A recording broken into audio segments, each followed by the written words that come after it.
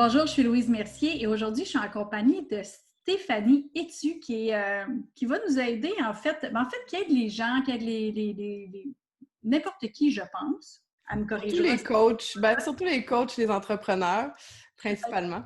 pour leur stratégie en web, leur stratégie de réseaux sociaux, leur stratégie en ligne, finalement.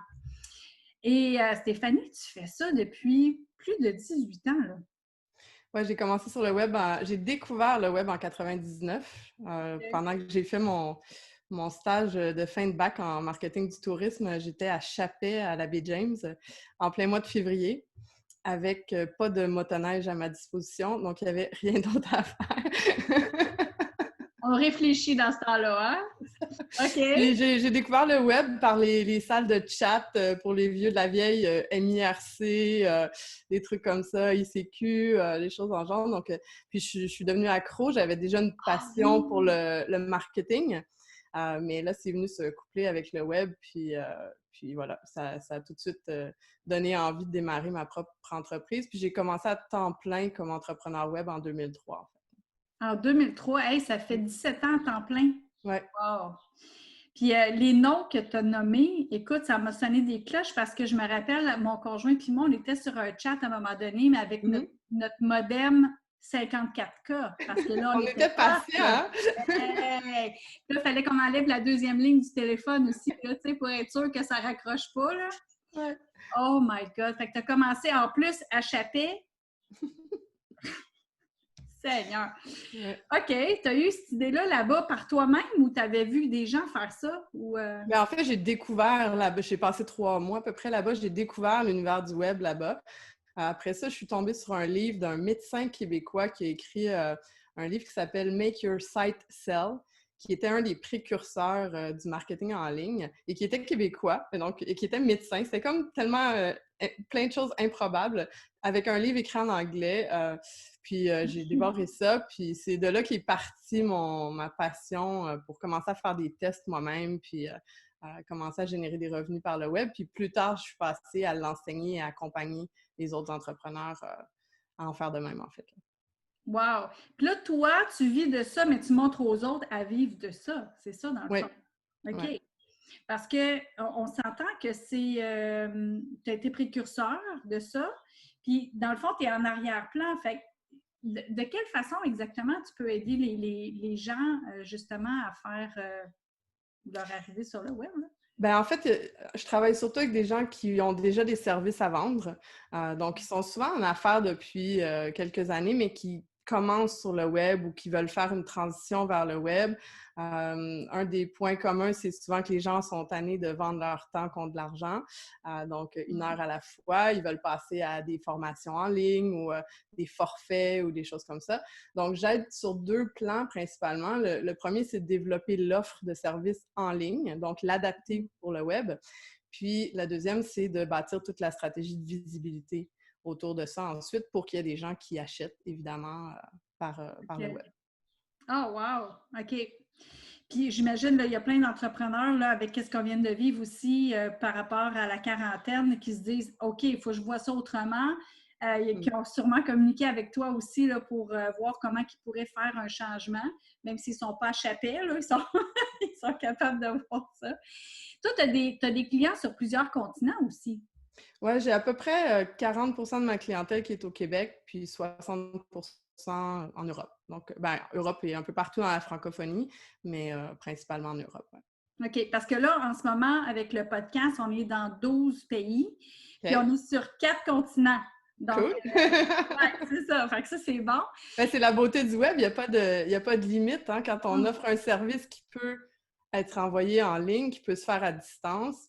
Et en hum. ce moment, la situation fait que tout le monde se découvre une nouvelle façon de se dire ah ben oui, finalement, tu sais, même s'il y a eu une résistance pendant des années à se dire non, non, moi, c'est juste dans mon bureau ou c'est juste en personne. Quand les gens, j'ai plusieurs clients qui sont des conférenciers, ils ont vu tout leur circuit de conférences cancellé au complet. J'ai d'autres clients, ils faisaient juste des retraites en personne ou des séminaires en personne. Ils ont vu tout leur calendrier aussi fondre et disparaître et tomber à zéro. Ben, après, il faut commencer à se poser la question, qu'est-ce que je peux faire pour Que ça m'arrive pas une autre fois, ça veut pas dire d'éliminer tout le hors-ligne parce que je pense que c'est hyper important. Puis je pense que ça doit rester connecté au web. C'est-à-dire qu'on ne devrait pas faire juste un ou juste l'autre nécessairement. C'est de trouver le bon équilibre entre les deux qui nous convient, en fait. Puis moi, c'est quelque chose qui est très important pour moi. Je me dis des fois un peu coach en life et business design parce que pour moi, c'est hyper important que notre entreprise nous ressemble et soit alignée à qui on veut être personnellement. Et ça a un impact dans la façon qu'on va développer notre visibilité, puis dans la façon qu'on va développer notre offre de service aussi.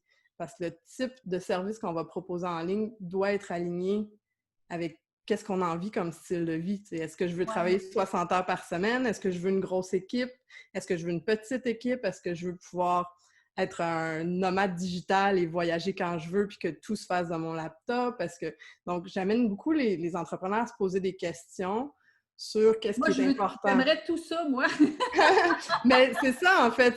C'est que quand on y pense avant, ça nous permet de développer en fonction d'eux, plutôt que de faire l'inverse puis de se réveiller à un moment donné avec une grosse machine puis faire « Wow, c'est pas du tout ce que je voulais parce que là, je me retrouve avec plus de vie puis ça me ressemble pas. » La même chose au niveau de la visibilité. Si on va pas se poser des questions sur qu'est-ce qu'on aime, qu'est-ce qu'on n'aime pas, qu'est-ce qu'on a envie de transmettre, ben, on va souvent créer quelque chose qui est bâti de toutes pièces puis qui n'est pas authentique. Et les gens de l'autre côté de l'écran le ressentent, en fait. Ils sentent quand on est en train de créer des contenus qui sont trop fabriqués et qui sont trop loin de nos valeurs personnelles. Je viens de lire un livre, puis je te le rejette, là. Oui, c'est ça, c'est ça. Pas intégré ou... Oui, tu sais, les 3 trucs, les 7 stratégies, les 8 tactiques, les trucs comme ça, on en voit tous, puis ça fonctionne, mais quand on va à l'autre étape plus loin, d'être vraiment qui on est dans notre contenu, on amène ça à un tout autre niveau, puis c'est tellement plus agréable après aussi de créer des contenus. Bien, c'est parce que ça se sent. Les gens qui sont faux, tu sais, même si on dit, ben non, je me suis repris, puis hey, j'ai mon petit sourire, puis on le voit, hein? Même si on n'a pas étudié nécessairement, comme certaines personnes l'enseignent, là, comment lire le corps avant de lire ce qu'on dit, les gens, inconsciemment, on s'en rend compte. Puis c'est là, justement, aussi la beauté de la chose que toi t'amènes, c'est que tu amènes justement ce côté authentique-là, tu amènes ce côté d'être vrai, puis de dire les vraies choses. Puis dans le fond, les gens, c'est pas tout le monde qui va acheter de nous, de toute façon. Non, puis c'est parfait parce qu'on veut pas un client en coaching pendant 6 mois avec qui on s'entend pas. C'est long et pénible. Vraiment. Je parle par expérience, on l'a tous fait. On a tous dit oui à un moment donné parce qu'on avait besoin d'argent ou parce qu'on avait peur de manquer de clients ou parce que pour 1001 raisons. Et c'est très long. Donc, c'est beaucoup plus agréable d'être qui on est. Moi, la phrase que j'aime le plus que les gens me disent, c'est quand ils me finissent par me rencontrer en personne. Souvent, ils m'ont suivi en ligne pendant des fois des années. Wow. Ils me rencontrent puis ils me disent « J'ai l'impression de te connaître puis t'es pareil comme en ligne. » Moi, ça, c'est ce qui me fait le plus plaisir parce que ça veut dire la façon que je transmets l'information, c'est pas mal la même façon que si tu étais assis dans mon salon avec moi puis on est en train de prendre une coupe de vin. C'est vraiment très similaire et pour moi, ça, c'est important parce que il n'y a rien de plus terrible que de tomber sur un profil LinkedIn avec une photo qui date d'il y a 15 ans puis lire des trucs sur la personne, puis après ça, aller dans un réseautage, puis là, la personne se présente devant toi, puis tu as comme un moment de « Oh my God, c'est qui ça? » Je trouve que ça sert à rien. Ce que ça fait, en fait, c'est qu'inconsciemment, ça vient casser le lien de confiance. Complètement.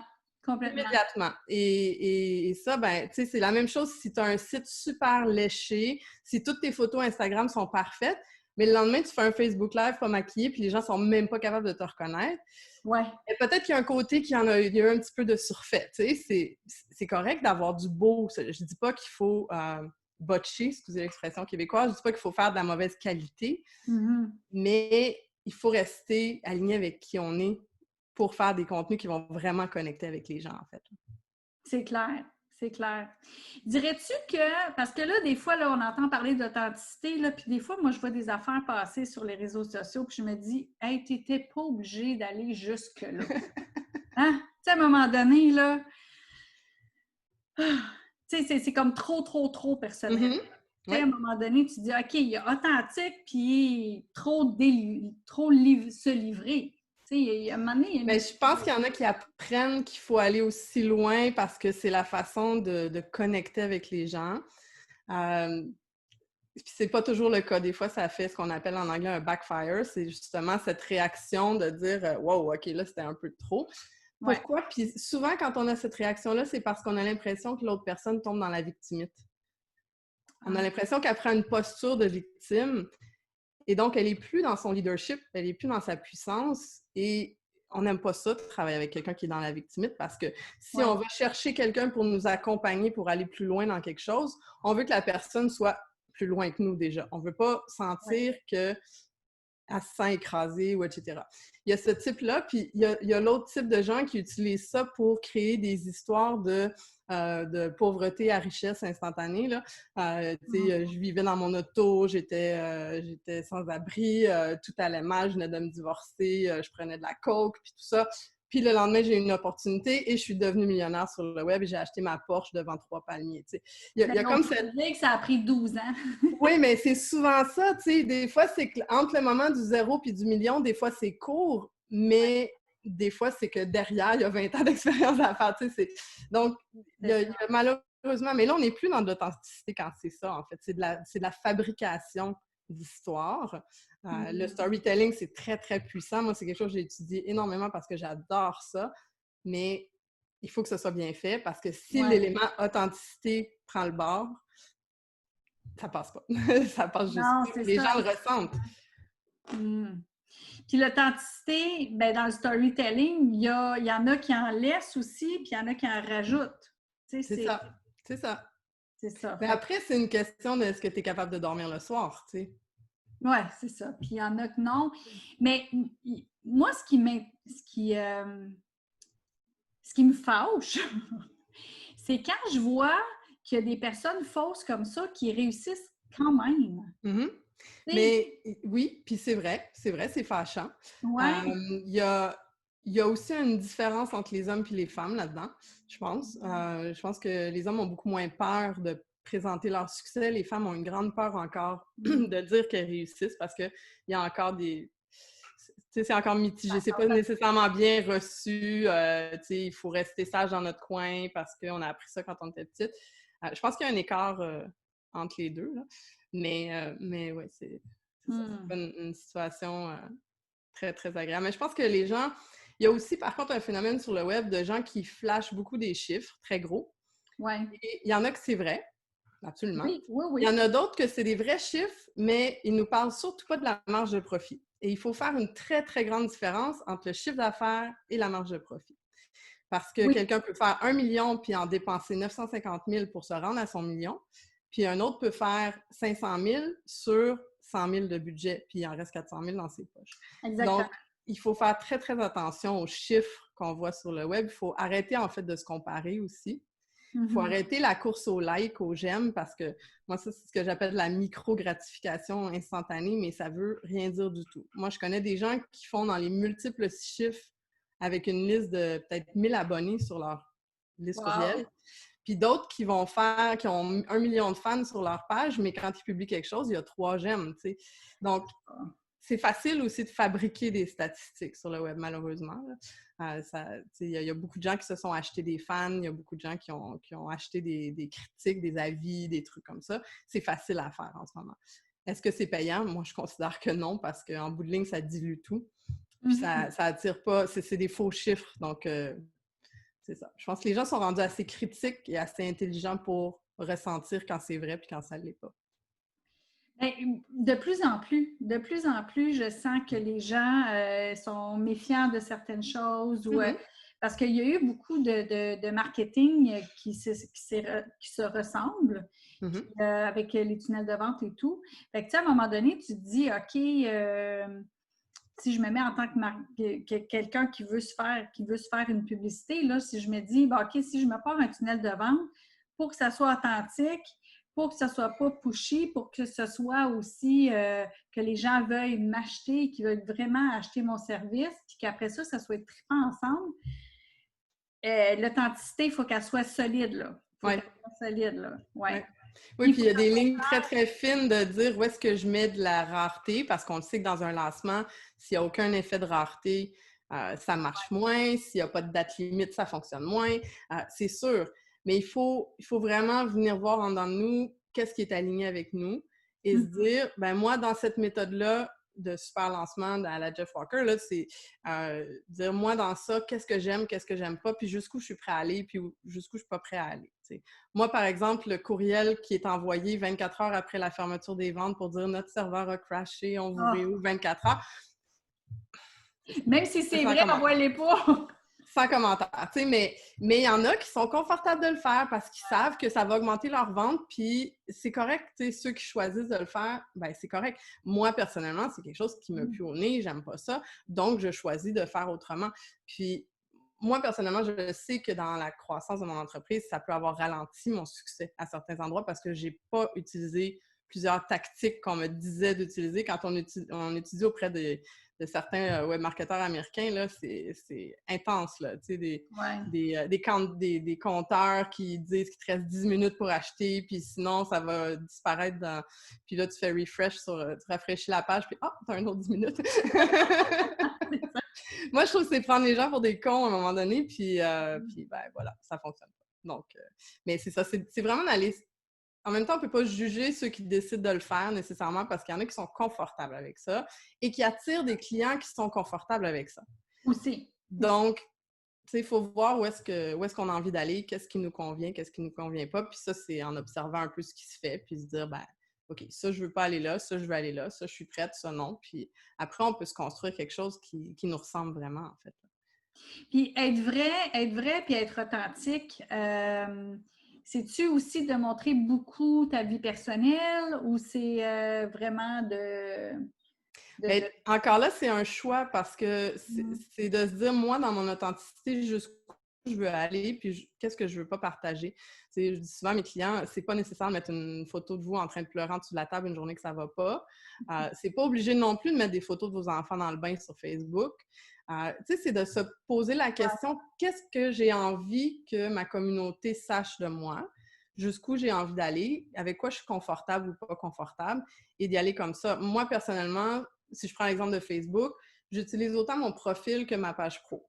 Et sur mon profil, de temps en temps, il va y avoir des photos plus personnelles, des posts plus personnels, mais les deux sont utilisés autant pour le développement de mes affaires aussi. OK. Par choix, en fait. Mais ceux qui ne veulent pas du tout aller dans leur vie privée, souvent, je vais les faire travailler juste avec leur page et pas fermer leur profil personnel pour qu'ils soient complètement privés, qu'il y ait juste leurs amis qui puissent voir le contenu. T'sais. Mais en même temps, ça dépend aussi du type de travail qu'on fait. Donc, moi, par exemple, comme j'accompagne les gens, je travaille beaucoup, souvent sur du long terme avec eux, souvent beaucoup au niveau de l'état d'esprit et tout ça. Je veux travailler avec des gens qui sont alignés avec mes valeurs. Donc, il y a des choses que je choisis de partager de ma vie personnelle parce que, par exemple, le fait que je sois gay, je ne veux pas des clients homophobes. Non. C'est pas compliqué. Donc, je me dis, si je me cache là-dessus, ben, j'ai ce risque de tomber sur quelqu'un d'homophobe. Donc, je préfère que si la personne, elle découvre à un moment donné... Que ça fasse juste des problèmes, tu sais. On s'entend qu'aujourd'hui, c'est vraiment beaucoup moins un problème qu'il y a 20 ans, mais ça reste que dans plusieurs endroits dans le monde, c'est encore illégal. Donc, quand on a une clientèle internationale, ça peut, on ne sait pas, tu sais, ça peut créer... de la même façon que quand on utilise l'humour, il faut faire attention aussi parce que les référents culturels ne sont pas les mêmes du tout.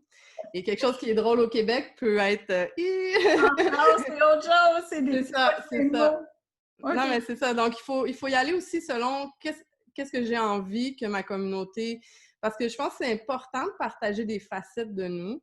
Je donne un exemple vieux comme le monde. Il y a plein de contrats qui se signent sur les terrains de golf alors que les gens n'ont rien d'autre en commun avant à part le fait de jouer au golf. Okay? Oui.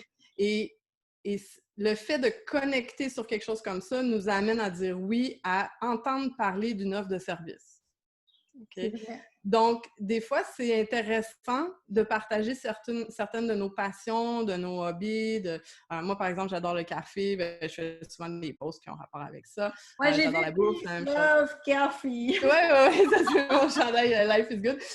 Puis, c'est ça. Donc, sais, c'est le genre de choses, mais je vais pas tout partager. Tu sais, les gens verront pas du tout la totalité de ma vie privée, mais ils en voient quand même des bouts. Puis c'est par choix. Puis j'ai des clients qui, eux, choisissent de pas du tout le faire, puis c'est correct. Par contre, si vous voulez connecter avec votre audience, vous pouvez pas juste vous positionner comme expert et dire « je sais et je vais vous enseigner ». Les gens veulent savoir que vous êtes passé par là aussi. Donc, C'est ça. il y a une portion où c'est Ouais. important de parler de votre parcours, de pourquoi vous faites ce que vous faites. Ça, c'est un des posts, une des publications que je fais faire à presque tous mes clients. C'est faites une vidéo ou un texte qui explique pourquoi vous avez décidé de travailler dans ce que vous travaillez. Parce que les histoires derrière sont fascinantes. Chacun a sa raison d'être rendu où il est dans sa vie. Ouais. Et ça connecte tellement avec les clients après. Parce que les clients font « Aïe, je suis tellement sur le parcours, juste quelques pas derrière, puis c'est là que je veux me rendre moi aussi, donc je veux travailler avec toi. » Ouais. Puis plus on s'ouvre comme ça, plus quand on parle au client, quand le client lève la main puis dit « J'aimerais ça travailler avec toi », il n'y a pas de vente à faire. Ben La non, vente est déjà faite. Les gens ça. sont déjà convaincus qu'ils veulent travailler avec nous. Mm. C'est juste une question de dire est-ce que tu veux A, B ou C. C'est pas une question de convainc-moi que je peux avoir confiance en toi comme fournisseur de services. Moi, ça m'arrive pas, ça. Parce que avant, les gens ont appris à me connaître et quand ils sont rendus au moment de lever la main, ben, ils savent déjà qu'ils veulent travailler avec moi, ils savent déjà qu'ils aiment le style d'enseignement que j'ai, le style de coaching, la façon que je m'exprime, la façon que j'écris, des choses comme ça. Donc, ça rend les conversations de vente assez agréables, en fait. Ça ne veut pas dire que tout le monde achète, mais j'ai pas à convaincre les gens du tout. C'est pas une question de convaincre. Puis moi, quelqu'un qui m'arrive en me disant pourquoi toi versus les 3 autres noms que je te nomme, la plupart du temps, je vais dire va vers les 3 autres noms. Carrément. Mais moi, depuis des années, dans ce que moi j'enseigne, je dis faites pas une vente, faites qu'ils vous achètent. C'est ça. Parce que de toute façon, après ça, ça va être difficile. Si là, ça ne connecte pas en tant qu'humain, tout simplement juste humain, même pas business encore. Si ça ne connecte pas déjà en tant qu'humain, ça va être vraiment laborieux après, là, comme travail. Oui. Puis la beauté quand ça connecte au niveau de l'humain, c'est que moi, j'ai régulièrement des gens qui me réfèrent. Ils veulent quelqu'un qui veut travailler avec moi, mais il n'est pas rendu à l'endroit où je suis bien placée pour pouvoir l'aider. Donc, par exemple, je travaille moins avec les gens qui débutent de 0-0, qui n'ont pas de site web, je travaille avec des gens qui sont déjà un peu positionnés parce que c'est là que j'ai plus d'impact. Donc, il y a des gens, des fois, qui veulent travailler avec moi, mais ils savent qu'ils ne sont pas rendus tout à fait. Bien, ça arrive régulièrement qu'ils vont me référer des gens. Ils vont me référer des clients parce qu'ils veulent travailler avec moi un jour, ils ne sont pas rendus, mais ils savent que leur ami X ou leur collègue Y, eux, sont rendus là, puis ils me les envoient. T'sais. Donc, ça, c'est génial, en fait. Ça aussi, c'est des ventes qui sont relativement faciles à faire et très agréables parce que quelqu'un d'autre a fait le pitch de vente avant nous. Mais, les références, c'est génial. Là, de toute façon, qu'importe comment ça arrive, c'est génial. Donc, c'est ça. Mais ça vient du fait que les gens ont connecté avec nous avant même de faire affaire avec nous. Mais toi, tu vas-tu jusqu'à écrire pour les gens? Tu fais-tu du copywriting ou tu montres comment faire du J'en ai fait un petit peu dans le passé, mais je l'enseigne plus que je le fais. Okay. Je fais beaucoup de critiques, par contre, d'écrit. Donc, souvent, je vais enseigner la structure, je vais amener les gens à faire le premier jet, puis ensemble, on va le retravailler. Parce que c'est important d'écrire dans sa propre voix. Ça ne veut pas dire de jamais déléguer son copywriting, mais personnellement, je considère que c'est une des dernières choses qu'on devrait déléguer souvent parce qu'il faut en avoir fait un peu, il faut être capable d'avoir sa propre façon de parler, puis pas avoir quelqu'un qui vient soudainement rentrer dans l'entreprise et écrire dans un autre style complètement parce que ça va faire des décalages entre vos vidéos, puis vos articles de blog, puis vos pages de vente, puis des fois, c'est étrange un peu ce que ça donne. Des fois, ça peut super bien fonctionner, là. C'est vrai, j'ai vu quelqu'un qui faisait toutes ses affaires, à un moment donné, il avait délégué tous ses réseaux sociaux au complet, puis je fais comme... Qu'est-ce qui s'est passé? Ouais. Oui, c'est ça, ça a été vraiment qu'est-ce qui s'est passé, c'était pas aussi profond. Ouais. C'était correct, là. C'était bien, c'était cute, c'était des belles affaires, mais c'était pas aussi profond que... Ouais, moi, j'amène les gens plutôt, encore une fois, en revenant au style de vie, j'amène les gens à mettre leur temps où c'est plus rentable. C'est-à-dire, exemple, on va faire une stratégie de vidéo. La personne va créer ses vidéos elle-même parce que c'est elle que les gens achètent. Ouais. Et après, on va déléguer à quelqu'un le fait de transcrire, en faire un article, en découper en publication, publier sur les réseaux sociaux, gérer les commentaires et lever un petit drapeau quand la personne elle doit aller Ah, commenter elle-même. OK. Exemple. OK. Donc, là, ça fait que la personne, ça reste toujours sa voix derrière. Mm. Et après, quelqu'un peut prendre le relais quand même assez facilement et adapter un peu pour en faire des versions écrites ou des podcasts ou des choses comme ça. Mais à la base, ça reste la personne qu'on achète qui crée les contenus. Parce que, surtout OK. quand on vend, quand ce qu'on vend, c'est du coaching, de l'accompagnement, des choses comme ça. C'est sûr que c'est différent si c'est différent, puis ça ne l'est pas, mais c'est différent dans certaines professions qui sont plus style notaire, avocat, etc. Puis encore là, moi, j'ai une cliente, entre autres, qui est notaire. Elle est hyper présente sur les réseaux sociaux elle-même, puis les gens connectent tellement avec elle avant d'acheter que c'est exactement le même processus qui Parce se passe. on sent l'enveloppe de la personne, on sent si Ça, tu sais, comme son amour ou sa c'est rigidité, ça. tu sais, ou son Ouais. humour. Oui, c'est ça. Hmm.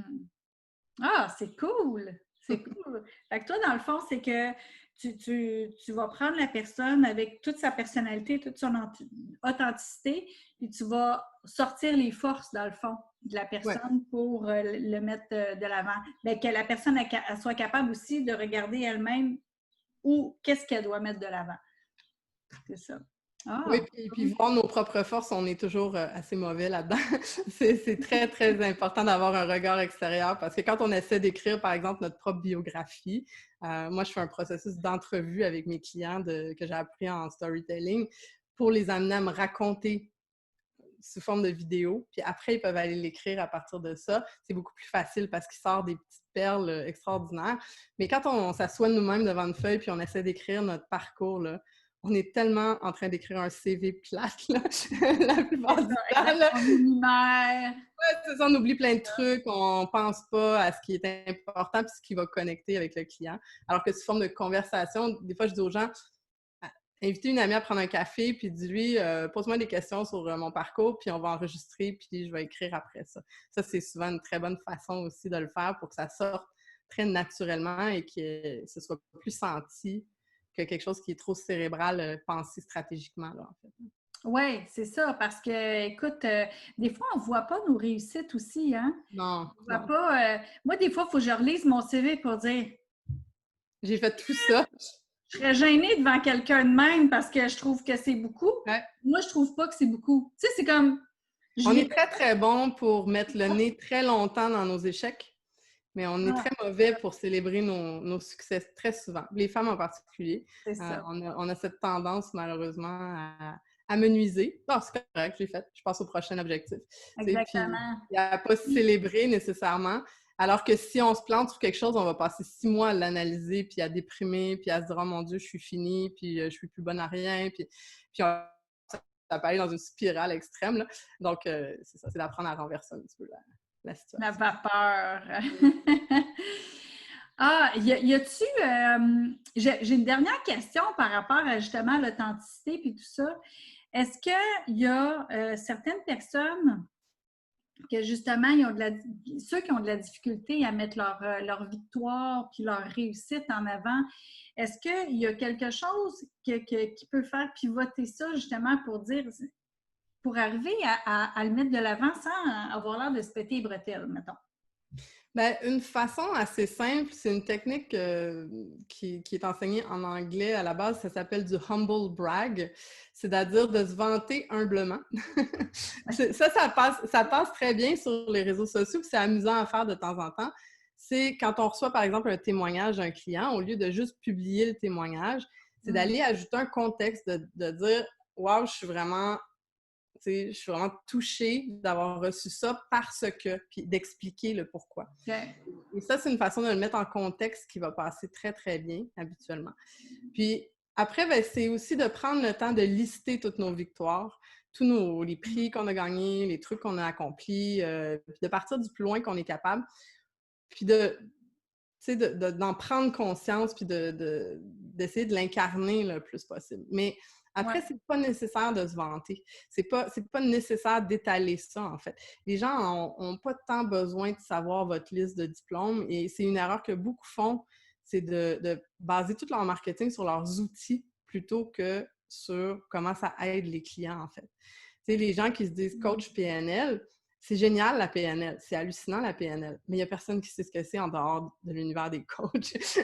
Donc, si tu bases ton marketing sur tes certificats, sur tes formations que tu as suivies, oui, dans certains cas, c'est très reconnu puis c'est bon, mais il y a beaucoup de cas, les gens ne connecteront pas avec vous avec ça. Il faut plutôt aller parler de c'est quoi la problématique que votre client vit puis comment vous pouvez l'amener à la régler.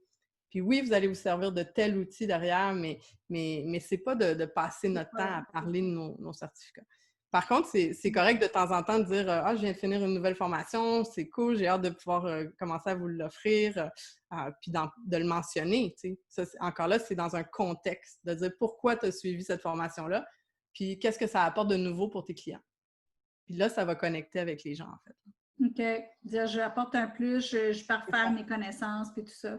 C'est ça. Mais tu sais, la liste des choses là, qu'on a faites, là, ça, je fais faire ça là, depuis des années à mes étudiants, puis, ou à mes coachés, ou en tout cas ceux qui suivent mes formations, parce que c'est quelque chose justement qu'on oublie, qu'on a évolué une étape à la fois.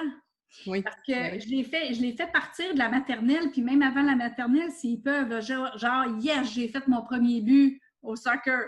Yes, j'ai réussi à nager le crawl ou j'ai réussi à nager le papillon. C'est encore plus dur. C'est comme, tu sais, de montrer, ça leur montre, eux, qui ont évolué étape par étape. Fait que c'est la même affaire aussi avec ce qu'on est en train de parler avec toi.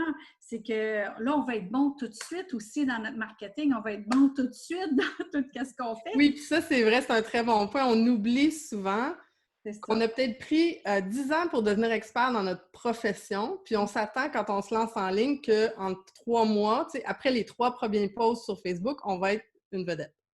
Ça n'arrive pas! C'est juste pas possible. Il y a comme une courbe d'apprentissage qu'il faut se donner aussi, tu sais, puis il faut par contre pas se laisser coincer par la techno ou par les choses qui nous bloquent, mais il faut quand même se donner le temps, tu sais. Ceux qui sont rendus très riches aujourd'hui et très célèbres aujourd'hui, sont partis de zéro aussi, là. Ils sont partis au même endroit que vous, tu sais. Exactement. Oui, parce que, regarde, on parle de quand tu étais dans le chat en 2003. C'est ça. Tu sais, tu as évolué avec ça aussi. Fait qu'on peut pas être bon tout de suite, là. C'est... Ah, super. Puis là, toi, justement, peut-être dans le pas à pas, on peut te trouver où, Stéphanie? Principalement sur Facebook et LinkedIn. Donc, si vous tapez mon nom, vous allez me trouver facilement. Puis sinon, c'est stéphanieetu.com. Donc, Stéphanie, pas d'accent aigu. Non, pas d'accent dans les noms de domaine. Puis, P-H-I-E. H-E-T-U. OK. Fait que Stéphanie, S-T-E-P-H-A-N-I-E. Etu, ton nom de famille, H-E-T-U. Voilà. Donc, Stéphanie Etu. Puis, tu as un site Internet aussi, Stéphanie? Oui, c'est ça. stéphanieetu.com. OK, parfait. Puis là, à ce moment-là, tout est listé là pour tes services et tout. Puis, oui, mais pas tous les détails. En fait, moi, je fonctionne beaucoup par appel découverte. Donc, quand les gens veulent travailler avec moi parce qu'ils ont connecté avec des choses qu'ils ont vues, ils me prennent un rendez-vous, puis on a une conversation ensemble. Puis, on voit mutuellement si on est fait pour travailler ensemble ou pas. Et après, je fais une offre de service en fonction des besoins de la personne. Ah, OK, super. Fait que tu as différentes offres de services, puis au moins, bien, on voit si ce que tu offres, c'est vraiment ce qu'on recherche, et vice-versa, voilà. Si ce qu'on recherche, c'est vraiment ce que tu peux offrir. Fait que, OK. Sinon, je réfère vers d'autres. Moi, je trouve que c'est important on ne prend pas des clients pour le plaisir de juste prendre des clients. Quand on sent que, si je sens que je ne suis pas la bonne personne pour le besoin spécifique, je vais référer vers une collègue. Puis sinon, ben, c'est ça, je vais faire une proposition en fonction des besoins, tout simplement. C'est super. Parfait. Hey, un gros merci. J'espère que vous avez eu énormément de valeur parce que moi, avec toutes les petites affaires qu'elle a dit, déjà, je sais qu'il y a des petites choses que j'ai à travailler moi-même, là. Fait que j'espère que... On en a tous! Ça finit jamais, ça, les Non, petites choses à c'est ça. travailler. J'espère que vous avez eu énormément de valeur puis vous avez pris des notes. Sinon, réécoutez, prenez des notes. Ou sinon, ben, encore mieux, communiquez avec Stéphanie pour qu'elle puisse vous aider directement pour que vous soyez dans votre zone de génie pour aller plus loin dans ce que vous faites. Merci Stéphanie. Merci à toi.